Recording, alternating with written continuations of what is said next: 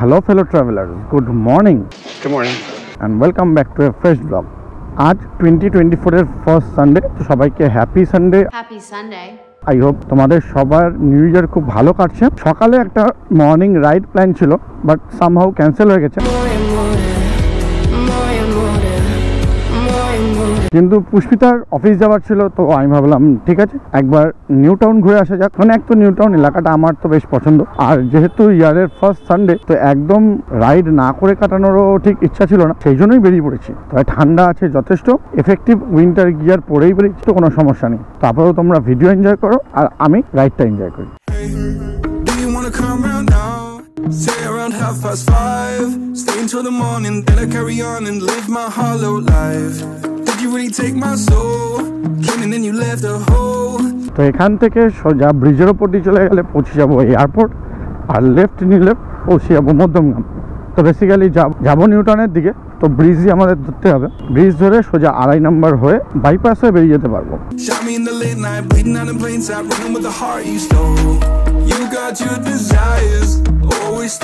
আর আমার পুরো left side যা দেখতে পাচ্ছ পুরোটাই এয়ারপোর্ট এরিয়া, কিন্তু আমরা এয়ারপোর্টের ভেতরে ঢুকবো না, আমরা সোজা চলে যাবো ইকো পার্কের দিকে।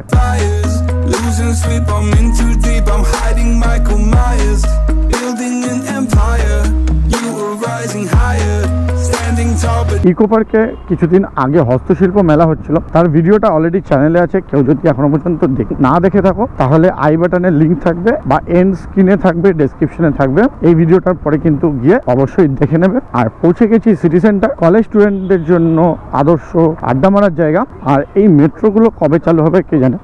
মেট্রোগুলো একবার চালু হয়ে গেলে ট্রান্সপোর্টেশনের একটা বিশাল বড় দিক খুলে যাবে।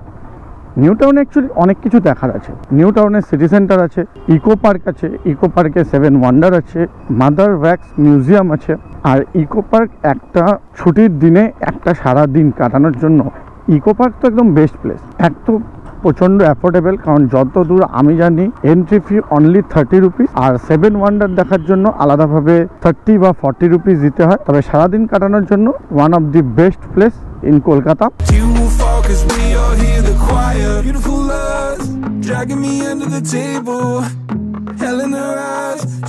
সামনেই দেখতে পাচ্ছ কলকাতা গেট বা বিশ্ব বাংলা গেট। আমার ধারণা only hanging restaurant in Kolkata or maybe in India. আমার জানা নেই এই ভারতবর্ষে আর কোনো, আমার জানা নেই ভারতবর্ষে আর কোনো হ্যাঙ্গিং রেস্টুরেন্ট আছে কিনা। ওপরে যে রিংটা দেখতে পাচ্ছ পুরো রিংটা রেস্টুরেন্ট। চারপাশে যে পিলারগুলো দেখতে পাচ্ছ, পিলারগুলো হলো ওঠার জায়গা, মানে লিফট আছে, সিঁড়ি আছে। প্রত্যেক দিন দুপুর 12টা থেকে বিকেল 4টে আর সন্ধ্যে 7টা থেকে রাত্রি 10টা অবধি এই রেস্টুরেন্টটা খোলা থাকে, আর সোমবার দিন বন্ধ থাকে। আমি চেষ্টা করব এর জন্য একটা আলাদাভাবে ডেডিকেটেড ভিডিও বানিয়ে দেওয়ার, তার কারণ আমিও কোনোদিন যাইনি। তো একবার অবশ্যই ঘুরেও আসবো আর তোমাদের পুরো নলেজও দিয়ে দেবো।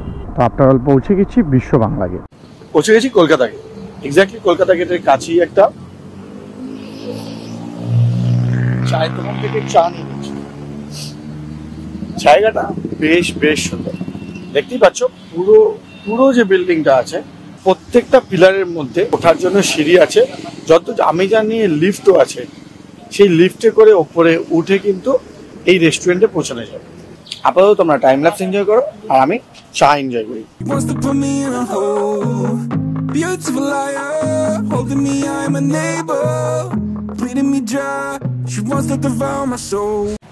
কি অবস্থা হয়েছে ভিডিসের, ভিডিস পুরো ধুলো হয়ে গেছে। তো চলো, এখানকার কাজ আপাতত শেষ হয়ে গেছে, বেরিয়ে পড়ি। পুষ্পিতাকে ছেড়ে চলে যাই বাড়ির দিকে।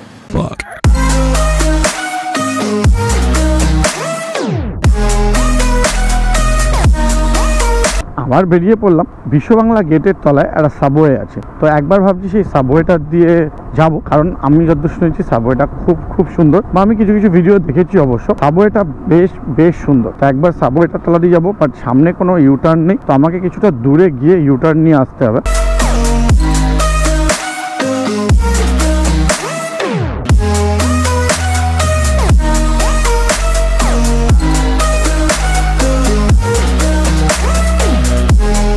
আর এই হলো আন্ডারপাস।